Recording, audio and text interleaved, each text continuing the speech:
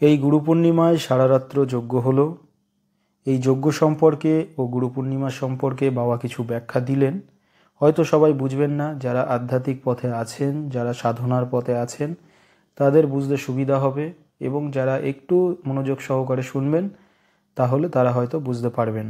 একটা আলু যেমন আমি নিলাম, প্রথমে আমি আলুটাকে জলে দিলাম, তাহলে এটা কি হলো? সাধন। আলুটা সিদ্ধ হলো, সিদ্ধ। আলুটা মাখিয়ে পরিবেশন হলো, প্রবর্তক। তদ্রূপ সাধনার তিনটে ধারা আজকের এই তিথিতে প্রজ্বলিত হয়, সেটা সাধন, সিদ্ধ, প্রবর্তক। বাহন, সহন, জ্যোতি।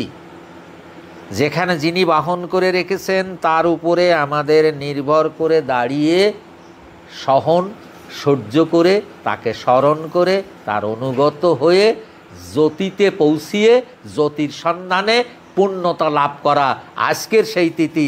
সেই জন্য এখানে বলা হয়েছে বিশেষ গুরুত্ব দ্বারা যে জ্যোতির্ময় সত্তাকে প্রণয়ন সত্তা দ্বারা নিয়োগ সত্তার মাঝে নিজেকে গ্রহণ করার যে দিন, যে তিথি, যে সময় লগনে মনোনিবেশ করতে হয়, আজকের সেই তিথি গুরু পূর্ণিমা। তাহলে গুরুর কাছ থেকে যে সাধনা নিতে হয়, গুরু যে সাধন ভজন তত্ত্বাবলী জগতে আমরা প্রাপ্তি করি, গুরু আমাদেরকে দান করেন, সেটা আলোকময় জ্যোতির্ময় সত্তা, যা পূর্ণ চাঁদের মতো। আজকের সেই তিথি এর তিনটে ধারাতে নিয়োজিত হবে। এক ধারা বসৎকরী বাহন, বসমাতা। একে দুই ভাগে ভাগ করা হয়। এক ভাগ পালনকর্তা শ্রী বিষ্ণু রূপে গুরু আমাদের পালন করেন, পিতা গুরু মাতা গুরু আমাদের পালন করেন। তেমনি বসমাতা গুরু রূপে পালন করেন বিষ্ণুভাবে, আবার গুরু রূপে পালন করেন মাতৃভাবে। মাতৃভাবে বসুন্ধরা বসমাতা বলা হচ্ছে, আবার পিতৃভাবে জগৎ পালক শ্রী বিষ্ণু বলা হচ্ছে। তা এটা হলো বাহন ভাব। তারপরের ভাব মহাশূন্য। এই শূন্য দ্বারা সকল কিছুর আদান প্রদান হয়। আমি যে কথা বলছি, শূন্য না থাকলে তো কথাটা যেত না। আমি যে কথা শুনছি সেটা শূন্য না হলে যেত না। গুরু আমায় কিছু দিলে সেটা শূন্য দ্বারাই দেয়, শূন্য থেকে তার আদান প্রদান শক্তি। তাই এই ক্ষেত্রকে গুরুর সহন ভাব বলা হয়। আবার এর আর একটা ক্ষেত্র আছে, সেটাকে বলা হয় আলোকময় জ্যোতির্ময় জ্যোতিধারা, জ্যোতি ভাব। বাহন, সহন, জ্যোতি। এর ঊর্ধ্বতর ক্ষেত্রে গেলে আরও ভাগ আছে, সেগুলোর দরকার না, এখানে তিনটে ভাগের মধ্যে আসা দরকার। তাহলে আমরা আজকে কি পাই?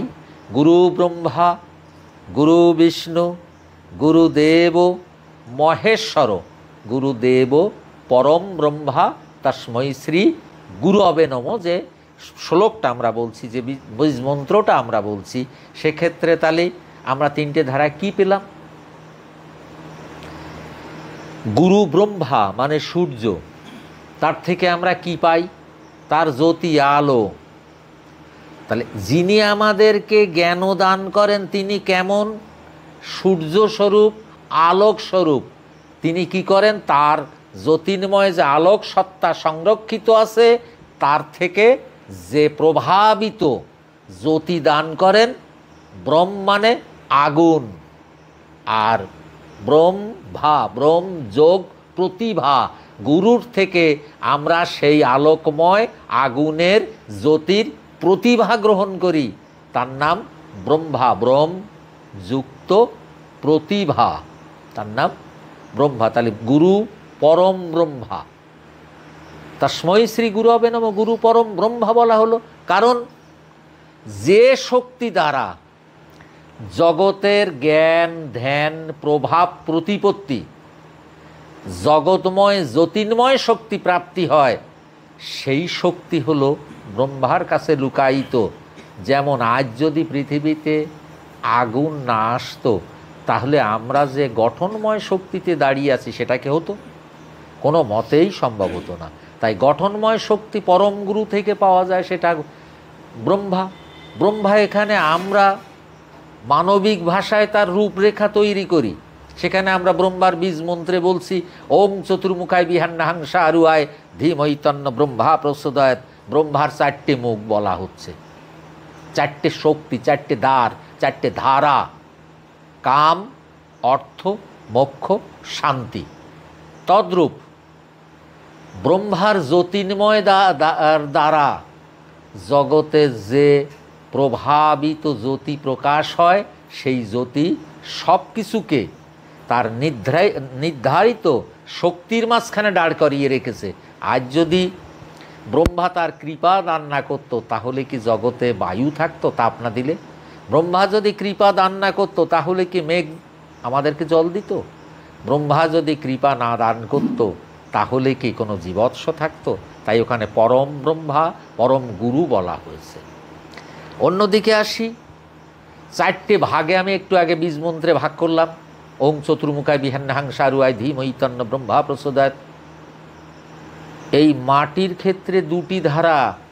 এক ধারাতে মাটি আমাদেরকে আগলে রেখেছে, কোলে রেখেছে, ধারণ করে রেখেছে, ধরে রেখেছে। আজ আমরা বাসস্থান রেখেছি, যা কিছু করছি মাটির উপরে। মাটি আমাদের বাসস্থান, লালনময়, গর্ভধারণ, প্রেমময় মাতৃসত্তা। তদ্রূপ এর ঊর্ধ্বসত্তা কোনটা? যেটা আমরা প্রতিপালন হই, সেই প্রতিপালনটাকে পিতৃসত্তা বলা হয়। সেখানে জগৎ পালক শ্রী বিষ্ণু। একই মাটির 2টো ধারা, একটা ধারণ ধারা, একটা পালন ধারা। যেটা ধারণ করে রেখেছে সেটা ধারণ ধারা, এর ধারণের ঊর্ধ্বে যেটা আছে সেটা পালন ধারা। তাই আমরা এই মাটিকে 2 ভাগে ভাগ করে 2টো ধারায় কথা বলছি। এক ধারায় বলছি জগৎ পালক শ্রী বিষ্ণু, আরেক ধারায় বলছি মা বসমাতা। শূন্যকে মহাশূন্য, মহাসরোবর, এই শূন্য, এই গুরু না থাকলে আমরা চলতে পারি না। এই গুরু না থাকলে আমরা কথা বলতে পারি না। এই গুরু না থাকলে জগতের কোনো শক্তির আদান প্রদান হয় না। তাই এখানে যে 5টা শক্তি দ্বারা মানব দেহ তৈরি হয়েছে, সেই 5টা শক্তির মূল আধার আমরা শৈব শক্তি দ্বারা। শৈব শক্তি কেন বললাম? যে সহন শক্তি দ্বারা আমরা বেঁচে আছি।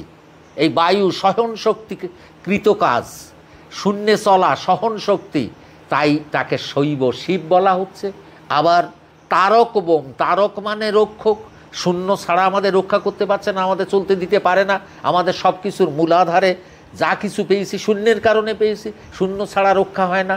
তাই এর একটা নামে বলা হচ্ছে তারক বোম। তারক মানে রক্ষক, বোম মানে শূন্য। যে রক্ষা করার শূন্য শক্তি দিয়ে আমরা বেঁচে আছি, তাই এর নাম তারক বোম। তৃতীয়টি, যে সূর্যের কারণে আমরা বেঁচে আছি, তাই ওর নাম পরম ব্রহ্মা। তাই গুরু ব্রহ্মা গুরু বিষ্ণু গুরুদেব মহেশ্বর গুরুদেব পরম ব্রহ্মা তস্मै শ্রী গুরবে নমঃ।